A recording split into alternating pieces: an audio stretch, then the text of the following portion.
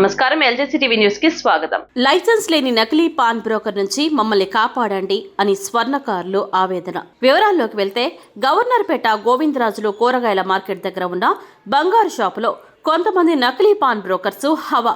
స్వర్ణకారుల దగ్గరికి కస్టమర్స్ బంగారం చేపించుకోవడానికి వస్తూ ఉంటారు. ఆ పరిచయం మీద వాళ్ళకి డబ్బులు అవసరం ఉన్నప్పుడు బ్యాంకులో అయితే గ్రాముకు తక్కువ ఇస్తారని ఆభరణాలు చేయించుకున్న స్వర్ణకారుడు దగ్గరకే వచ్చి బంగారం తాకట్టు పెట్టుకోమని అడుగుతారు. పాన్ బ్రోకర్స్ బంగారం చెక్ చేయించి వారికి గ్రాముకి 8,000 చొప్పున ఇస్తారు.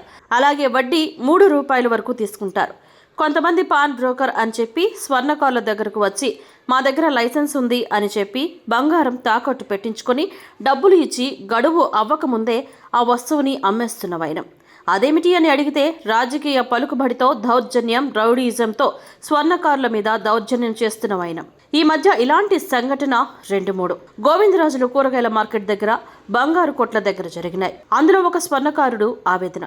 మందడం అచ్యుతానంద్ అనే స్వర్ణకారుడు దగ్గరికి తన దగ్గర బంగారం చేయించుకున్న కస్టమర్స్ తాకట్టు గురించి వచ్చారు. అప్పుడు అచ్యుతానంద పాన్ బ్రోకర్ అని చెప్పుకునే పిన్నింటి సూరిబాబు దగ్గరకు జనవరి 9, 2023 73 గ్రాములు బంగారం ఇచ్చి పంపిస్తే 4,30,000 క్యాష్ ఇచ్చి 3 నెలల తర్వాత వచ్చి అది గిల్ట్ నగలని నన్ను మోసం చేస్తావని గొడవ పెట్టుకున్నాడు. ఎవరైనా బంగారం తాకట్టు పెట్టుకునేటప్పుడు అవి మంచివా గిల్టివా చూసే డబ్బులు ఇస్తారు. ఇచ్చేటప్పుడు అవి మంచి నగలు, కానీ లైసెన్స్ లేని నకిలీ పాన్ బ్రోకర్ నుంచి మమ్మల్ని కాపాడండి అని స్వర్ణకారులు ఆవేదన. వివరాల్లోకి వెళితే గవర్నర్పేట గోవిందరాజులు కూరగాయల మార్కెట్ దగ్గర ఉన్న బంగారు షాపులో కొంతమంది నకిలీ పాన్ బ్రోకర్స్ హవా. స్వర్ణకారుల దగ్గరికి కస్టమర్స్ బంగారం చేయించుకోవడానికి వస్తూ ఉంటారు. ఆ పరిచయం మీద వాళ్ళకి డబ్బులు అవసరం ఉన్నప్పుడు బ్యాంకులో అయితే గ్రాముకు తక్కువ ఇస్తారని ఆభరణాలు చేయించుకున్న స్వర్ణకారుడి దగ్గరికే వచ్చి బంగారం తాకట్టు పెట్టుకోమని అడుగుతారు. 3 నెలల తర్వాత వచ్చి గిల్టు నగలని నన్ను మోసం చేస్తావా అని గొడవ పెట్టుకున్నాడు. ఎవరైనా బంగారం తాకట్టు పెట్టుకునేటప్పుడు అవి మంచివా గిల్టివా చూసే ఇస్తారు. డబ్బులు ఇచ్చేటప్పుడు అవి మంచి నగలు, కానీ 3 నెలల్లో అవి గిల్ట్ నగలు అయిపోయినాయా? దాంతో ఆగకుండా అచ్యుతానంద్ తన రాజకీయ పలుకుబడితో స్టేషన్కు పిలిపించి బ్యాంకు చెక్స్ తీసుకుని ఆ చెక్స్ని బ్రహ్మాజీ అనే అతనికి ఇచ్చి చెక్ బౌన్స్ చేపించిన వైనం. అటు నగలకు డబ్బులు కట్టాలో తెలియక, అటు చెక్కుకు డబ్బులు కట్టాలో తెలియక లబోదిబో అంటున్న అచ్యుతానంద. నా పేరు మందరపు అచ్యుతానంద్ అండి. నా షాపు కూరగాయల మార్కెట్, గోవిందరాజులు కూరగాయల మార్కెట్లో షాపు నెంబర్ 18 అండి నాది. అక్కడ బంగారు పని చేసుకునేవాడిని నేను, స్వర్ణకారుణ్ణి. అయితే ఈ స్వర్ణకార వృత్తిలో ఈ క్రమంలో మా కస్టమర్లే మా దగ్గరికి అప్పుడప్పుడు వచ్చి తాకట్లు పెట్టించుకొని డబ్బులు తీసుకోవడం, ఇవ్వడాలు పుచ్చుకోవడాలు జరుగుతూ ఉంటుంది అండి. లైసెన్సులు లేని వాళ్ళకి, పాన్ బ్రోకర్ల దగ్గరికి, అందరి దగ్గరికి, ఎవరి దగ్గరికి తీసుకెళ్ళి మనకి అందుబాటులో ఎవరు ఉంటే వాళ్ళ దగ్గర తాకట్టు పెట్టించడం, వాళ్ళకి ఆ డబ్బులు ఇవ్వడం.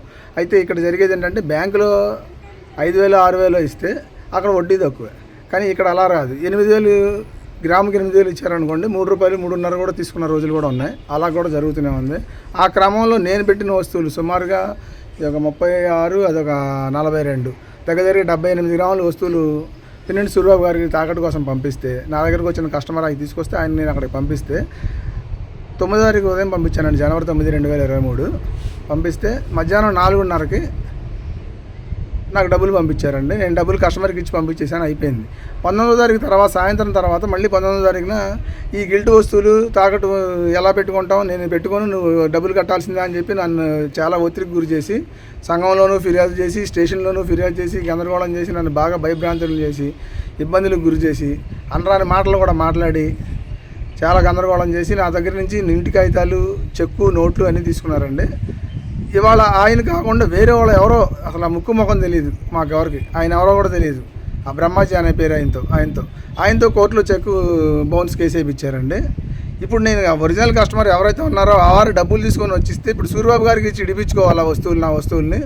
ఇటు ఆ చెక్ బౌన్స్ కేసులో 10 లక్షలు నేను కట్టాలని నాకు తెలియని పరిస్థితిలో ఆలాడుతున్నానండి. అలాగే ఆ క్రమంలో రోజు గోళ గందరగోళం చేస్తుంటే వాళ్ళ నేను షాప్ అక్కడి నుంచి తీసేసి తాళం వేసుకుని కూర్చోవాల్సిన పరిస్థితికి వచ్చానండి. జరిగింది మొత్తం ఇదండి. మీకు ఏమైనా ఆయనకి లైసెన్స్ ఉందా? లేదండి, ఆయనకి లైసెన్స్ లేదు, ఏం లేదు. ఎప్పుడు జరిగినా ఒకసారి నేను ఒక్కడే కాదండి, నాతో పాటు ఇంకా 4-5 స్వర్ణకారులు ఇంకా అక్కడ నాలాగా ఇబ్బందులు పడిన వాళ్ళు కూడా చాలామంది ఉన్నారు. అందులో ఆయన ఒక 2 నెలలు, 1 నెల గ్యాప్ వచ్చింది అనుకోండి, మన వస్తువులు పెట్టిన తర్వాత బంగారం రేటు పెరుగుద్ది కదా, ఆ బంగారం అమ్మేసుకోవడం, మళ్ళీ మనం వెళ్ళి చేసినప్పుడు మేము చేసేస్తామనడం, లేదంటే మా మీద రౌడీ ఏం చేయడం, నువ్వు తాకట్టు పెట్టావుగా అయిపోయింది నీ టైము, రేటు రాలా, అమ్మేసాం అనడం, ఇలాంటివి చాలా చేశారండి. ఇప్పుడు కూడా జరుగుతుంది అది. అంటే నోటీస్ పంపిస్తారు కదా సహజంగా టైం అయిపోతే. అసలు నోటీసులు పంపించడానికి ఆయన లైసెన్స్ ఉంటాయి కదా, నోటీస్ పంపించడానికి లైసెన్స్ లేదు. లైసెన్స్ లేకుండానే వ్యాపారం చేస్తున్నాడు. పోలీస్ స్టేషన్కి వెళ్ళారా ఈ విషయం మీద? వెళ్ళామండి పోలీస్ స్టేషన్కి. ఆయన నన్ను తీసుకెళ్ళి నన్నే దొంగనే చేశాడు. దానివల్ల నేను ఇప్పుడు షాపు కట్టేసుకోవాల్సిన పరిస్థితికి వచ్చా. ఇవాళ రూపాయి ఆదాయం లేని పరిస్థితికి అయిపోయింది నేను.